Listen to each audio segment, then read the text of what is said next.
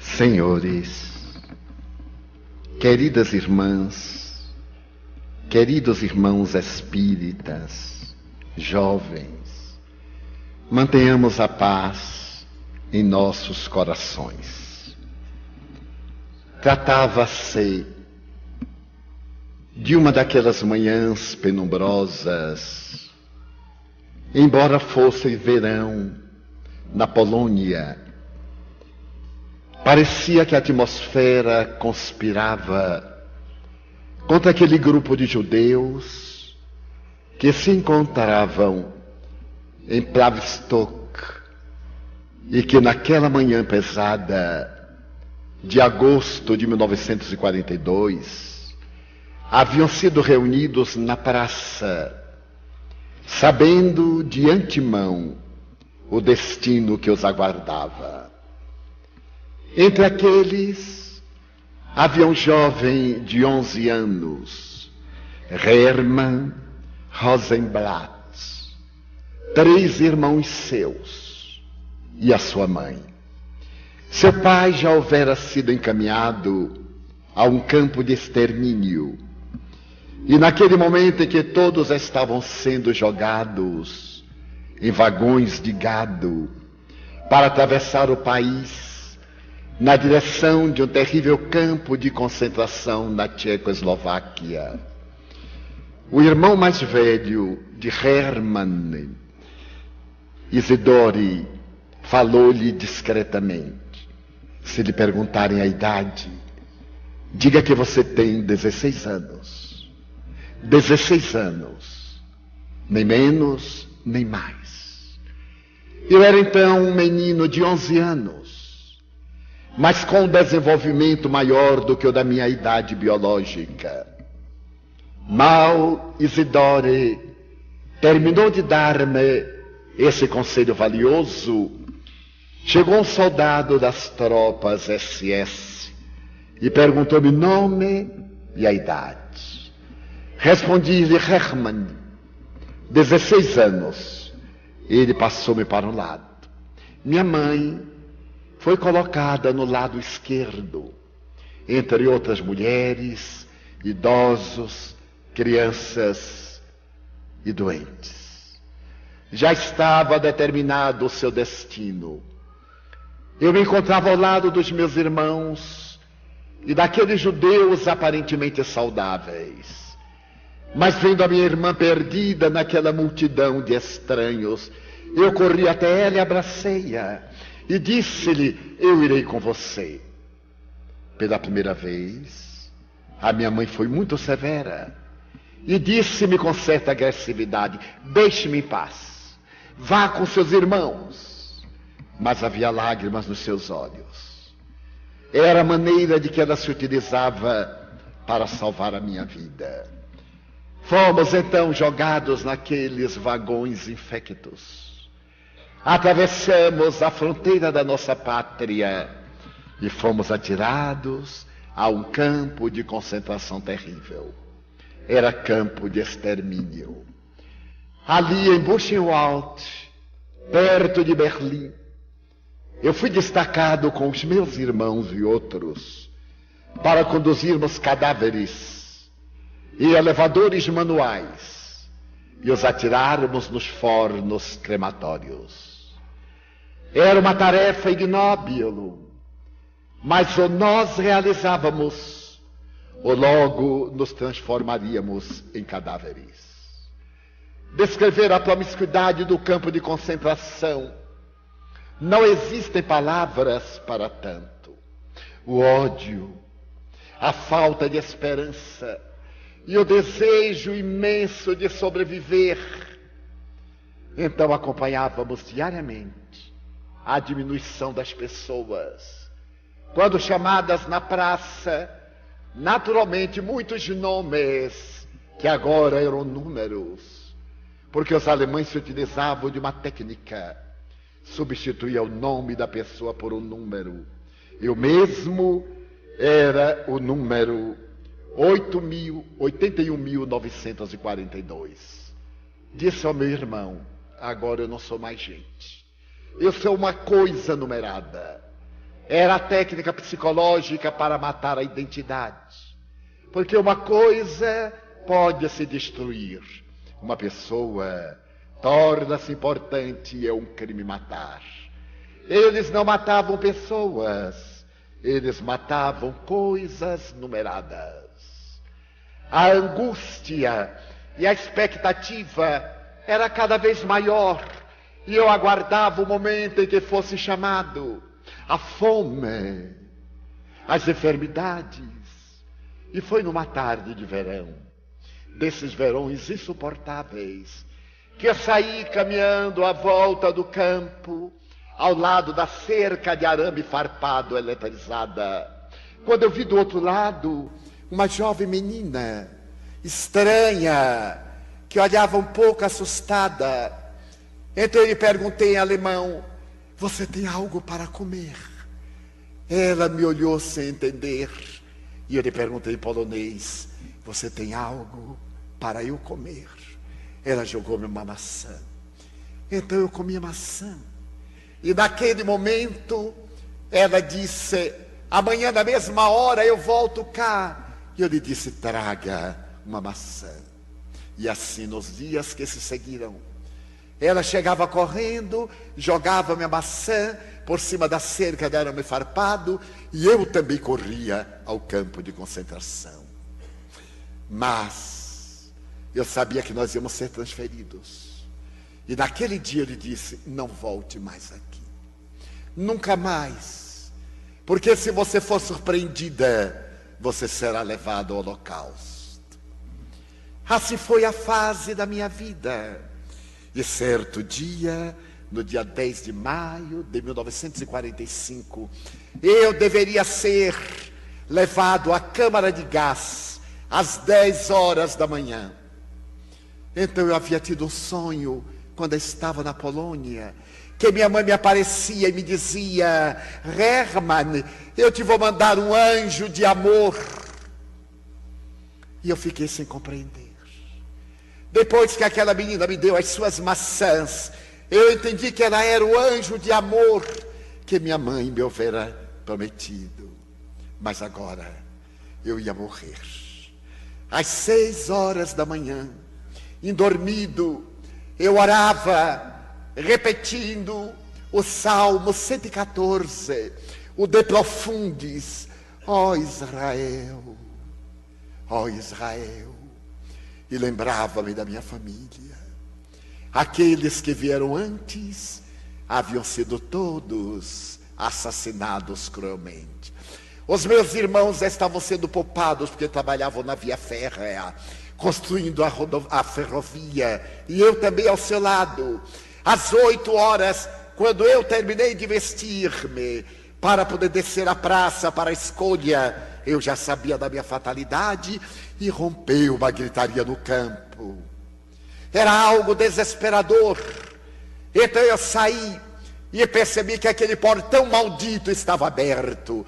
Entravam tanques russos, alto-falantes bradavam em vários idiomas: conseguimos libertar o campo, experimente a liberdade. Os russos estavam agora quase às portas de Berlim, já bombardeavam a cidade, e nós estávamos livres.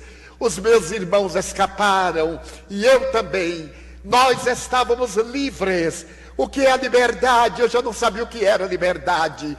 Então ficamos atolimados e fomos recolhidos como destroços humanos e mandados para um campo da Cruz Vermelha. Mais tarde, com os meus irmãos, fomos transferidos para a Inglaterra e recebemos a ajuda da solidariedade judaica. Então fomos transferidos para os Estados Unidos. Eu me encontrava na América, o país dos sonhos, da esperança, da liberdade. Mas as marcas do campo de concentração continuavam em mim. Eu era livre, politicamente livre, mas eu continuava encarcerado, naquele pijama de listras negras, com as marcas da estrela de Davi, assinalado pelo horror da hediondez. Fui convocado para lutar em nome da América e estive na Coreia. Retornei como veterano e tinha menos de 23 anos e era veterano de guerra. Então, mais tarde, ainda com as grandes marcas, no ano de 1957, um amigo meu, que havia participado de atividades num curso de eletrônica que ambos fizéramos, eu havia criado uma pequena loja para equipamentos eletrônicos. Ele chegou uma noite e disse-me: Hermann, nós hoje teremos uma noite muito agradável. Eu tenho uma namorada que é judia e ela vem com uma amiga. Você não gostaria de ir comigo? Não, eu não tenho mais. Você tem que sair do campo de concentração. O campo de concentração já ficou para trás. Faz 12 anos. Os alemães não mataram seu corpo, mataram a sua alma. Você deve desencarcerar-se. Venha comigo, não lhe custa nada. Então, somente para ser gentil ao meu amigo, eu o acompanhei. De fato, foi uma noite muito agradável. A jovem que se sentou ao meu lado, na parte de trás do carro, era tímida, para aqueles padrões dos anos 50. Fomos jantar, dançamos um pouco sem dizer nada. E na volta, quando nós estávamos sentados, ela olhou-me e perguntou-me: como é o seu nome? Hermann. E o seu? Era uma gentileza. Roma. Meu nome é Roma. Um nome estranho para uma judia, mas foi o nome que meus pais me deram. Roma, você é judia? Sim, sou judia. E nasceu aqui na América? Não. Eu nasci na Europa. Eu sou polonesa. Eu também sou polonês. Eu estive no campo de concentração em Buchenwald, na Alemanha, perto de Berlim. E ela sorriu e disse: mas perto de Berlim? Minha família também. Papai e mamãe mantinham contato com o sacerdote católico. E ele nos levou para aquela cidade ali perto. E nós ficamos em uma aldeia. Eles nos deram documentos germanos, arianos. E eu, toda tarde, eu saía passeando com algumas maçãs. E um dia eu vi um menino muito magro por detrás da cerca. Então eu olhei para ele e ele disse: você tem algo para comer? E eu lhe atirei uma maçã. Fiquei gelado. Não era possível. O anjo que mamãe me havia prometido estava ali novamente ao meu lado. Com a minha mão gelada, eu toquei a sua mão, que também transpirava, e perguntei-lhe: você se lembra dele? Pouco. Era muito magro, era alto, muito faminto. Você lembra da última frase? Será que ele lhe disse: amanhã eu vou para outro campo, não volte mais aqui? Ela disse: é você? Fui eu. Então, sem querer, nos abraçamos. Abraçamos-nos em lágrimas. E eu lhe disse: você é o anjo que mamãe me havia enviado. Você é o amor que veio na figura de um ser celestial para arrancar-me das genas infernais. Você é descomprometida por enquanto. Então eu a peço em casamento agora mesmo. Mas você não me conhece. Como não conheço? O meu anjo salvador, como não a conheço? Além de conhecer a sua forma, que agora está muito mais bela, eu conheço a sua alma, que é eterna. Mamãe, no reino de Deus, escolheu um anjo. Foi como ela me disse. E você acha que eu vou perder o meu anjo?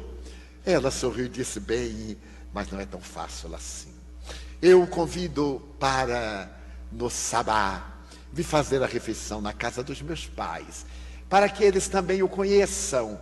Mas foi assim que 2 meses depois nós estávamos casados. E graças ao amor de Roma, eu pude perdoar os germanos. E comecei até a amar aqueles que haviam crucificado milhões de vidas e aniquilado outros tantos milhões de vidas.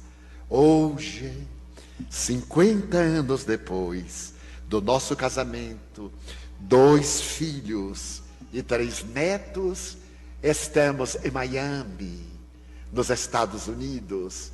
Eu estou com 77 anos e sou sobrevivente do Holocausto, graças ao amor. O amor é a solução para todos os problemas. Não foi por outra razão que Jesus nos recomendou que vos ameis uns aos outros, quanto eu vos tenho amado. Mohandas Karamchand Gandhi oportunamente teve a ocasião de dizer: se o único homem alcançar o mais elevado nível de amor, isto será suficiente para neutralizar o ódio de milhões. E ele alcançou esse nível elevado de amor tão alto que libertou do tacão do Império Britânico aproximadamente 800 milhões de indianos e de paquistanesas. E quando os ódios raciais e religiosos separaram a Índia do Paquistão e as lutas se tornaram encarniçadas, esse homem da não violência, em um dia tremendo em que se incendiavam núcleos religiosos na Índia e templos no Paquistão, abandonou a segurança da sua pátria e foi para a casa de um paquistanês, desafiando todos os códigos da tradição indiana. Uma comissão de notáveis, em nome do departamento de administração da Índia, foi buscá-lo. Como ele podia apoiar o inimigo? E ao chegarem à casa em que ele estava, disseram-lhe: Mahatma, você é indiano? Ele disse: não sou. Eu sou indiano na Índia, paquistanês no Paquistão, cristão entre os cristãos. Eu sou a liberdade da vida, eu sou o amor. E enquanto vocês derramarem sangue, eu estarei no lado das vítimas, para que derramem o meu também. Era o exemplo sublime do amor. E ele asseverava que se não o assassinassem, ele não conseguiria a vitória na sua extraordinária mensagem, a Ahimsa, não violência. A sua não violência justificava-se, porque ele não era contra a violência. Ele era a favor da não violência. Porque toda vez que nos colocamos contra, nós nos armamos. E toda vez que estamos a favor, nós amamos. Então ele dizia: é necessário que o violento tente interromper a minha vida, para provar que a violência não leva a lugar nenhum. E isso aconteceu há 60 anos, já no recuado mês de janeiro, quando ele desceu para orar diante de 10.000 pacifistas. Caminhava na multidão, levado por 2 sobrinhas, frágil qual uma cana de bambu, dobrado na sua epiderme negra, que se destacava do tecido branco que lhe cobria a nudez, quando alguém a menos de 5 metros de distância gritou: Mahatma! E ele se voltou. Então o covarde paquistanês, com o revólver em punho, deu-lhe vários tiros. Gandhi sorriu, levou a mão ao peito e enunciou 2 palavras: ó Rama, ó Deus. Porque ele acreditava, como todo hinduísta, que aquele que morre pronunciando o nome de Deus, naturalmente vai diretamente ao paraíso. Ele já estava no paraíso, deixou-nos esse legado de amor exarado numa mensagem cristã. Por que os cristãos são tão belicosos? Eles têm a Bíblia, um livro de 400 páginas. Eu li apenas o Sermão de São Mateus, capítulo 5, 12 linhas, as bem-aventuranças, e amei Jesus. Então eu amo a Cristo e temo os cristãos, que depois de estudarem 400 páginas desse livro memorável que é a Bíblia, submeter o meu povo ao seu tacão dominador arbitrário. É necessário que os cristãos despertem para o amor. E quando ele esteve nos Estados Unidos em 1927, e os americanos afrodescendentes foram abraçá-lo, envergonhados pela sua epiderme e pela tradição de serem descendentes de escravos, Gandhi lhes disse essa frase extraordinária: não tenham vergonha de haver sido descendente de escravo.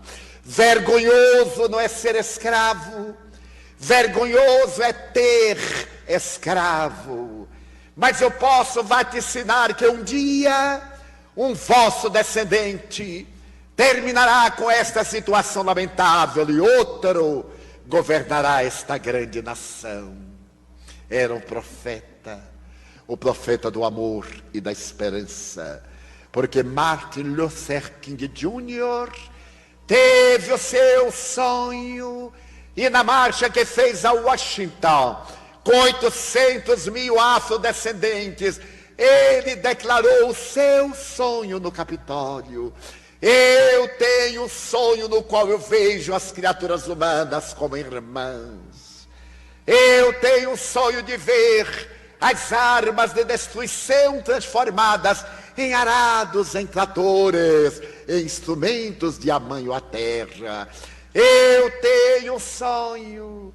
E quando ele foi assassinado por um branco covarde, também levou a mão ao peito naquele motel no Reino, e ao tombar ele disse: ó Deus, como Gandhi, e agora a grande pátria americana tem no seu comando um afrodescendente que irá guiar os destinos e mostrar que a diferença de cultura, de valores éticos, morais, de grandeza d'alma não está na epiderme, está no espírito, esse viajor da imortalidade.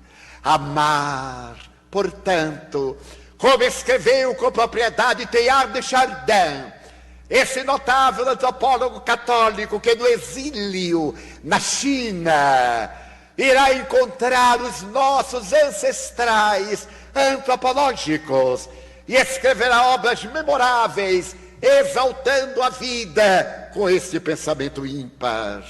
O homem conseguiu domar várias forças da natureza. Na hora em que essa criatura domar o amor e vivê-lo, terá naturalmente descoberto o fogo pela segunda vez. A proposta de Teilhard de Chardin era para que conseguíssemos transformar o amor ímpeto, o amor sensualidade, o amor paixão servil, nesse sentimento sublime de solidariedade que um dia há de unir todas as criaturas como verdadeiras irmãs, sem qualquer conotação racial, política, religiosa, de postura econômica ou social, porque todos somos filhos do mesmo Pai e irmãs do grande e suave cantor da Galileia. Foi ali naquela Galileia romanesca e bela, em que a natureza ainda hoje dá gargalhadas de perfumes em plena primavera, e as flores miúdas que salpicam a gramínea verde parecem representar a mensagem do amor de Deus bordando a terra de cores, enquanto o vento brando do mar cariciosamente canta uma sinfonia inacabada. Foi ali em uma montanha, que era então uma montanha qualquer, que o homem todo luz subiu, diz o evangelista, desceu, diz o outro, E o espírito Amélia Rodrigues sintetiza: se ele desceu, se ele subiu, não importa. Mas se ele parou em determinado lugar e abrindo a sua boca, ele reverdeceu a humanidade que estava sáfara, o terreno dos corações que estava crestado, as vidas que estavam estioladas. A sua palavra dúlcida, carreada pelo vento, trazia melodia. Bem-aventurados os pobres em espírito, porque eles serão herdeiros do reino dos céus. Bem-aventurados os que têm sede de justiça, porque serão saciados. Bem-aventurados os que têm fome, os que esperam. Bem-aventurados aqueles que experimentam perseguições e escárnio em nome da verdade, porque eles serão recompensados. E essa mensagem que chegou a cada alma em uma tonalidade muito pessoal, quase coloquial, porque era uma montanha, não havia serviço de som, era uma montanha qualquer. Havia ali mais de 5.000 pessoas, em grupos, em magotes, e o vento ameno da primavera, em Nizam, março, abril. Então, de olhos fechados, aquela multidão escutou a melodia inacabada das bem-aventuranças. E ele mandou que essas almas renascessem através da história, para que nunca faltasse a esperança do reino de Deus nos corações. Aquele momento singular, o clímax do amor, porque até aquele momento vitoriosos eram os que matavam, aplaudidos aqueles que esmagavam, dignos de respeito social, os que se vestiam de andrajos caros e de joias preciosas que nada mais são do que pedras lapidadas, tão sem importância como outras quaisquer, às quais a vaidade humana atribui valor.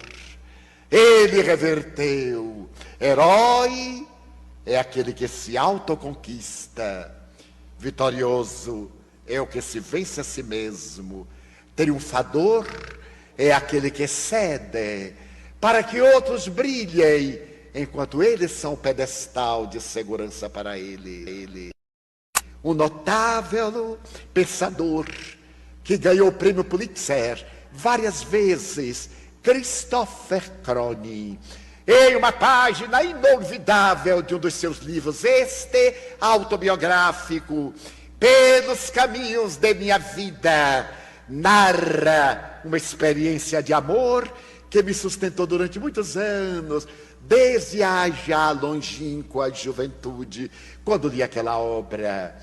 Christopher Crony foi um desses pioneiros que na medicina encontrou os recursos para fazer biografias de clientes, mais tarde acompanhado por tantos outros escritores médicos, ou médicos escritores. Os seus livros dos anos 40, 60 atingiram um momento culminante em obras inolvidáveis que a cinematografia internacional também imortalizou. Noites de Vigília, O Jardineiro Espanhol, A Família Bradley e tantas outras obras monumentais. Ele narra que havia dois amigos que se estimavam profundamente com este amor que somente Jesus pode dar. E eles tornaram-se religiosos da ordem dominicana, uma ordem intelectualizada. Um era um jovem arrebatado e o outro era um jovem tímido. Completavam-se, porque os arrebatados necessitam dos tímidos para poder ter campo para o seu arrebatamento. Da mesma forma que no matrimônio é necessário que a mulher falante case-se com o homem semimudo, para que ela tenha espaço para falar, e assim por diante. E era natural que aquele extrovertido, com facilidade para o verbo, em breve tornou-se excelente orador da ordem. E o outro, aquele que somente sabia cuidar da terra, realizar trabalhos manuais, cuidasse de ajudá-lo através da oração. Completavam-se. Um era a garganta de ouro por onde falava o Espírito do Senhor, e o outro era a força que iluminava a garganta de ouro para que o Senhor falasse. E se tornou tão célebre esse orador que ele foi convidado para a denominada Santa Sé, e despediu-se do seu amigo, e foi arrebatado e arrebatador, e se tornou o orador principal daquela época, da doutrina que abraçava. Mas ainda não havia atingido o momento máximo, que ocorreu quando ele recebeu do protocolo da igreja de São Pedro pronunciar um sermão em homenagem a São Domingos diante do Papa, do cabide de cardeais. Era um momento glorioso desse orador, e ele, é claro, preparou-se, estabeleceu a melhor maneira de fazer o discurso. E na hora aprazada, com a Catedral de São Pedro repleta, ele subiu ao púlpito ornamentado, olhou para aquela multidão que estava abaixo, o Papa, o Colégio Pontifício, e tomado de emoção e de vaidade, ele começou as saudações. E no instante, quando ia adentrar-se na mensagem, titubeou. Algo estranho aconteceu-lhe, faltou-lhe inspiração, a mente pareceu desaparecer-lhe da mente, ela mesma anulava-se. Ele começou a transpirar, reiniciou o discurso, não havia inspiração, não sabia o que dizer, então simulou um desmaio para sair da situação embaraçosa. Naturalmente foi retirado e outrem o substituiu. Ele foi levado para uma recâmara, ali mesmo nos aposentos papais, e começou a perguntar: mas o que passa? O que aconteceu? A inspiração. Naquele momento ele estava inspirado. Nesse momento pós-desmaio, ele sabia o que ia dizer. Ele possuía a habilidade de contornar qualquer situação. Por que não? Diante do Papa, das representações diplomáticas, Deus meu, a angústia tomou-lhe conta. E ele começou a definhar nos dias que seguiram. Fez uma revisão histórica da sua existência. Lembrou-se daquele idealismo inicial, do amor a Jesus, quando ele e o colega foram tomar vestes monacais, quando entregaram a sua vida castamente ao dever da solidariedade. Nesta reflexão profunda, ele pôde ver-se crescendo, aplaudido, cobiçado, invejado, detestado, e a vaidade tomando de conta. Jesus agora distante, ele era a voz que anunciava alguém de quem se havia apartado, que ele já não conhecia exatamente. Era um exímio orador. A retórica era uma flor perfumada dos seus lábios. Lembrou-se do amigo, e uma estranha saudade assereou-se-lhe do coração e da alma, e ele resolveu visitar a cidadezinha modesta, aonde havia nascido, para retornar à casa-mãe, onde iniciara os seus eloquentes discursos. Ali chegara e foi recebido com as homenagens mentirosas da terra, mas logo seu semblante denunciou o desvalimento íntimo, a depressão, e com todo carinho ele recebeu a homenagem do prior. Então perguntou en passant: e fulano? Ah, fulano morreu, mas não soube. É verdade, ele morreu há 3 semanas. Foi uma morte quase violenta, uma pneumonia galopante, e ele faleceu. Todos sentimos a sua saudade. Então ele perguntou: e onde está o túmulo dele? Ali num claustro. Ele procurou saber exatamente a data, a hora. Deus meu, eram minutos antes do instante em que ele ia falar. Mas que curioso, que ponte era essa? Então foi levado à sepultura, E ali ele reviu o amigo querido, ignorado. Então o prior disse, toda vez que ele sabia que você ia realizar um discurso, ele ajoelhava-se na capela e orava.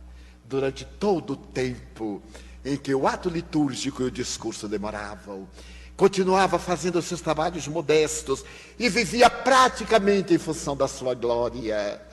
Ele morreu exatamente no dia em que nos disse que seria o maior da sua vida. Ele lamentou muito e pediu desculpas por não estar aqui na terra e poder orar. Então ele compreendeu que a sua inspiração era o amor daquele amigo. Naquele momento, ajoelhou-se por sua vez, conforme a sua confissão religiosa, e verteu longo pranto à memória do seu amigo, e abandonou as opulências mentirosas do mundo para poder substituí-lo, isto é, realizar a tarefa modesta que ele fazia, cuidando do pequeno jardim, do modesto pomar, cuidando dos trabalhos braçais e reservando determinadas horas para dedicar-se a Deus na intimidade da capela e orar, porque o amor é o grande inspirador da oração. Quando qualquer aflição nos surpreenda, quando qualquer dificuldade nos assinale e não soubermos que fazer, perguntemos ao amor, e o amor responder-nos-á. A pergunta ao amor deverá ser feita através da oração, porque orar é falar a Deus, e logo depois o silêncio da meditação para escutar a resposta de Deus. A criatura fala ao Criador através da oração, diz Emmanuel, e o Criador responde à criatura através da meditação. A resposta celeste chega-lhe, a acústica da alma, dizendo o que fazer, como fazer e por que fazer. Então, toda vez que tivermos um problema, não consultemos o intelecto vazio, o intelecto linha horizontal. Ora, modifiquemo-lo pela busca de Deus na grande vertical do amor, e o amor responder-nos-á com segurança. Nelson Mandela, Prêmio Nobel da Paz, a quem aprendemos a amar, aquele homem extraordinário da África do Sul, que desejou a liberdade do seu povo, nos seus discursos fluentes, na periferia de Johannesburg, no Soweto, o bairro miserável de 1 milhão de afrodescendentes, das várias tribos Zulu e outras, porque a sua palavra era candente, foi levado ao cárcere, foi condenado à morte pelo crime de pedir liberdade. A pena de morte foi comutada em prisão perpétua, e ele esteve em uma solitária por 19 anos, sem falar com ninguém, sem ver o sol, naquele cubículo infecto, mas negou-se a morrer por amor aos seus irmãos. Escreverá ele mais tarde que ficava contando, repetindo números, para não enlouquecer no silêncio, que era a técnica perversa dos arianos que governavam o país. Até que muitas vezes fizeram-lhe a proposta: renuncia ao ideal da liberdade, lhe daremos liberdade. Prefiro a morte, o holocausto. Meu líder, Jesus, preferiu a cruz para poder nos ajudar na salvação. Eu que desejo a liberdade dos meus irmãos de todas as raças, porque não era apenas contra o afrodescendente, era também contra o asiático, contra o indiano, qualquer que não tivesse o sangue europeu, especialmente holandês, inglês, de preferência, era execrado. Então ele era o pastor das almas detestadas. Foi transferido para uma outra cela, onde esteve 9 anos, até que foi posto em liberdade. Mas ao ser posto em liberdade, Nelson Mandela apóstolo da paz e do amor, candidatou-se por injunções políticas da época ao cargo de primeiro mandatário do seu país e foi eleito presidente por afrodescendentes, por zulus, pelas tribos e pelos brancos que permaneceram no país. E o momento culminante da sua vida é quando ele vai tomar posse. Sobe os degraus do palanque e vem um homem branco, acerca-se-lhe e diz-lhe: Senhor, eu fazia parte da hedionda segregação racial, do apartheid, e estou aqui porque tenho ordens de o matar, para que não assuma a presidência da República. Mas diante do Senhor, eu quero lhe dizer que a sua beleza íntima mudou os meus propósitos e eu venho para que o Senhor faça de mim o que quiser. Não lhe venho pedir perdão, venho render-me. A sua grandeza venceu-me. Aqui estou. E tomando do revólver com as balas, apresentou a Nelson Mandela. E este homem abraçou o quase assassino e trouxe-o para que ficasse ao seu lado durante a posse e nomeou um daqueles que deveria zelar pelas liberdades da África do Sul. É o poder do amor. O amor é um tanto misterioso, porque ele é capaz de mudar a estrutura do próprio planeta. O grande filósofo grego um dia disse: dai-me uma alavanca, um ponto de apoio, e eu erguerei a terra. Então a doutrina espírita hoje nos vem dizer: expliquemos o amor, e é com o ponto de apoio da caridade nós ergueremos o mundo e mudaremos a sua estrutura materialista e cruel, dando-lhe um sentido e um significado até hoje ainda não experimentados. Porque o amor é dúlcido como um perfume, penetra à semelhança de um unguento, ele vai até o cerne da alma e a criatura modifica-se, perde aquela estrutura anterior e adapta-se a esse clima do qual não consegue fugir nunca mais. Há 3 semanas encontrava-me em uma cidade do estado de Connecticut, nos Estados Unidos. Ia realizar um seminário com uma personalidade de alto coturno da cultura médica da grande pátria americana, o Dr. Bernie Siegel, considerado o maior cirurgião de câncer infantil. Esse homem, para mim, era um ícone. Quantas vezes em palestras modestas evoquei a figura grandiosa, principalmente retirando as suas experiências de uma das suas obras que vendeu milhões de exemplares, Medicina, Amor e Milagres. Quando ele diz, por exemplo, toda vez que vou fazer uma laparotomia em campo aberto e olho o organismo, me lembro de Deus. Essa máquina é extraordinária. E quando vejo pacientes que têm fé e que amam, eu sei que se vão recuperar com muito mais rapidez do que aqueles. Um amigo nosso, estando em uma palestra que fazíamos em Salvador, e referindo-nos ao Dr. Bernie Siegel, ao terminar aquela conferência, perguntou-me jovial: Divaldo, você faria um seminário com o Dr. Siegel? Nós somos amigos dele.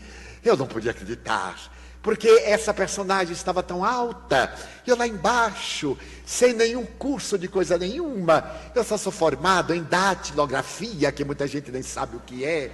E ele era PhD, PhT, PhO, tudo que era PH. Eu então pensei que era uma piada do meu amigo. Então eu disse ao Dr. Cláudio Petrino: eu nem que fosse desencarnado, reencarnava-me para fazer um seminário com ele. E na última hipótese incorporava no Senhor, porque assim eu teria pelo menos a linguagem médica. Ele sorriu e me disse: então, Divaldo, eu vou dizer a Siegel que você o ama muito. Eu digo, bote amor nisso e dê uma melhorada, porque eu tenho uma profunda admiração e um grande respeito ao eminente mestre. Ele então se foi, e claro que eu esqueci. Alguns dias depois, ele me fez o primeiro e-mail. Eu entrei em contato com o Dr. Siegel, e ele aceitou fazer um workshop com você. Eu não podia acreditar. Naturalmente era um ato de compaixão, porque eu me lembrei de uma anedota, permita-me, em que um elefante ia correndo com uma formiga sobre a sua enorme cabeça. Então a formiga olhou para trás e disse ao elefante, querido, veja a poeira que nós estamos levantando.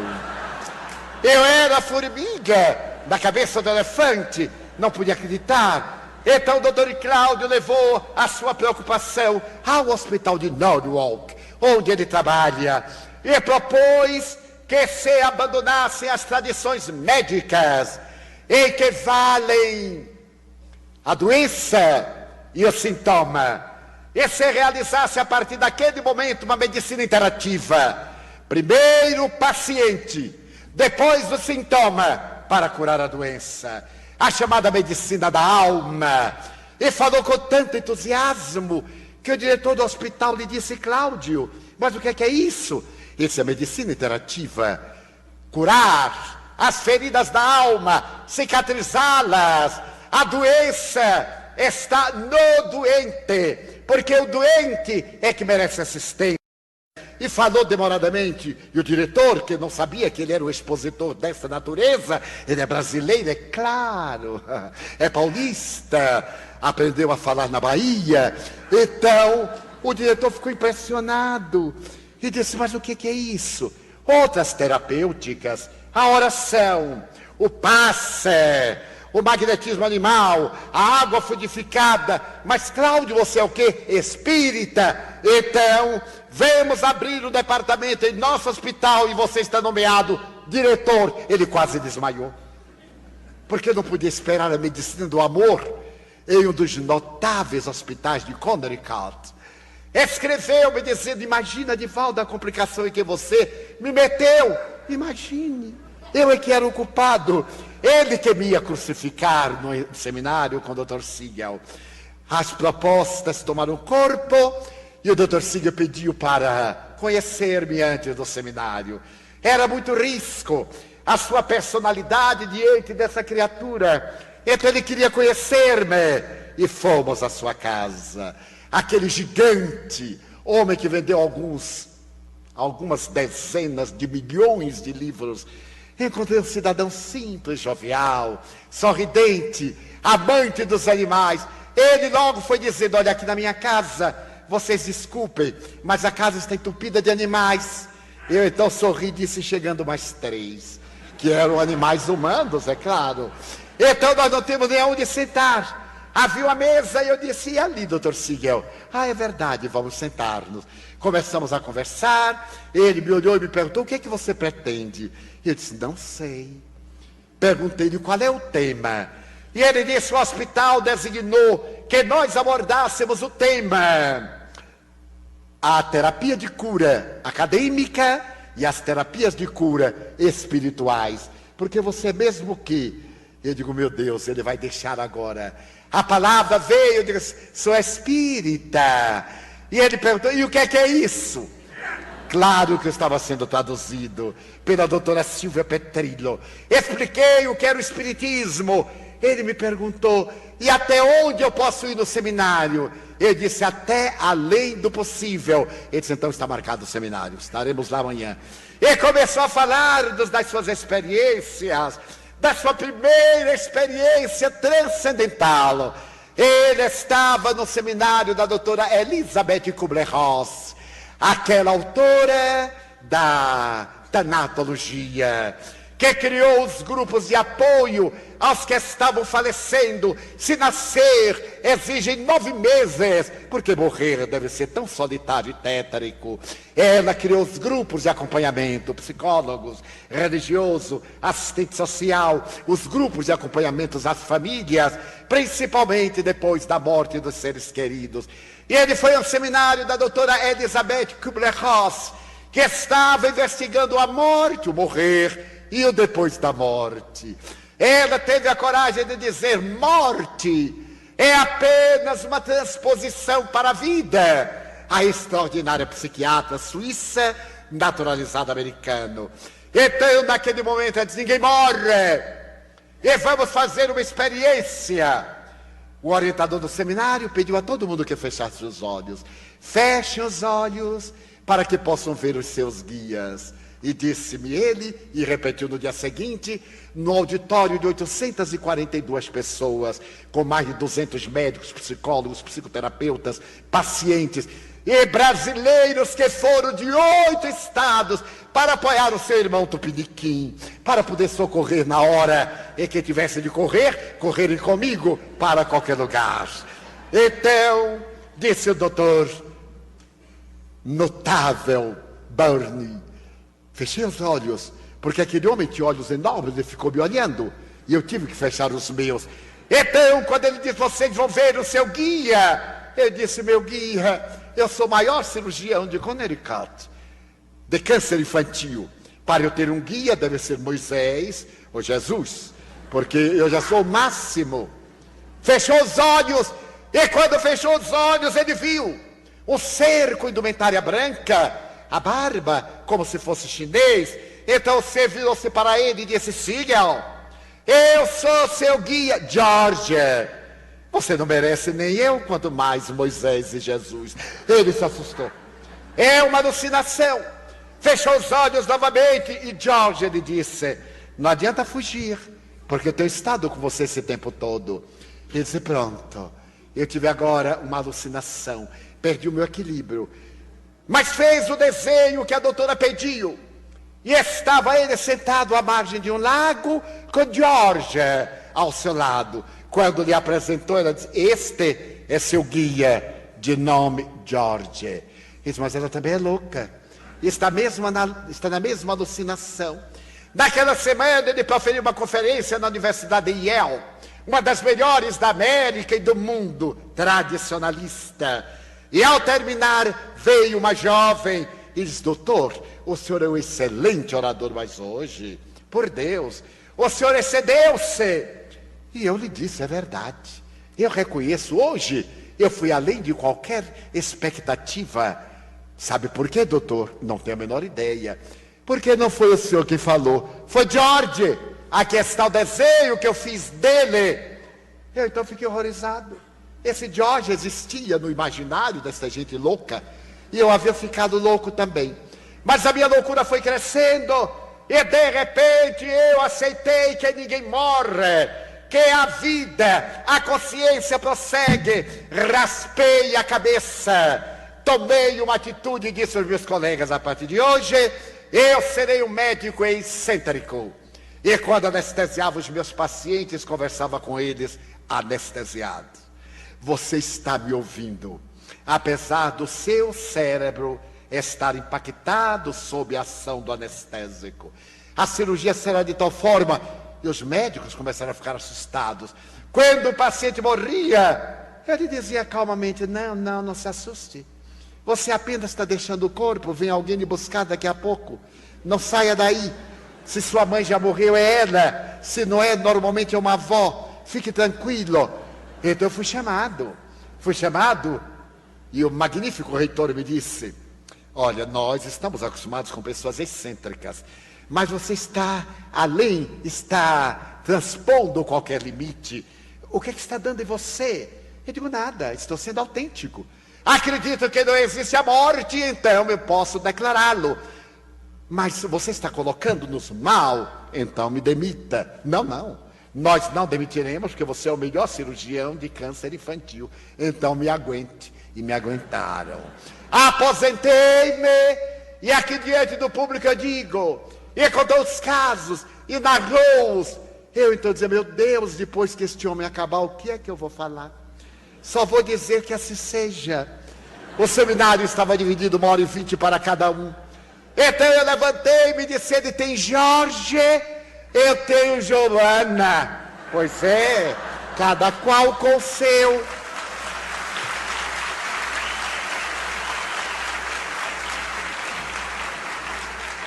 O Jorge dele é extraordinário, mas a minha Joaninha não fica por baixo. Então eu disse, minha irmã, é agora, vida ou morte, Severina.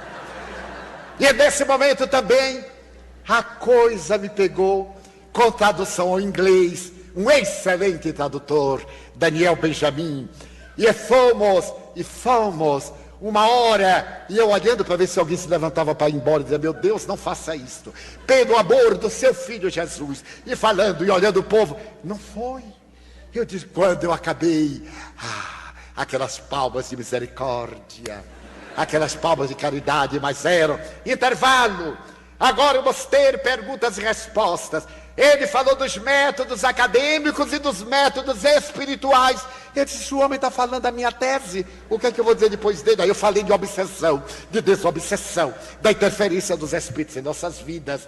E evitei dizer logo o nome de Kardec para não assustar. Fui suavemente, fiz a história da medicina, na medida do possível. Eu disse, o notável filósofo francês, Hippolyte Dion de Desarrivaio, que se notabilizou com o pseudônimo de Allan Kardec, o egregio codificador do espiritismo, e abriu o olho para ver a reação. As pessoas balançaram a cabeça e digo, estou na Federação Espírita Brasileira, está todo mundo de acordo. Então agora eram as perguntas, 5 perguntas para ambos. Ele dava a sua opinião e eu dava. Perguntas para ele, perguntas para mim, eu, Joaninha e Jorge. Na hora que quiserem tocar também podem. Sobrevivi ao segundo módulo. Agora no terceiro, ele dizer, comentar o que eu falei e eu comentar o que ele falou. Então ele me deu um grande abraço antes e me disse, você ama, não é? Eu disse, estou tentando. Ele disse, eu também. Aí, como eu não sou de prosa, quando ele foi saindo, eu disse, Dr. Siegel, I love you. Olha que coisa chique.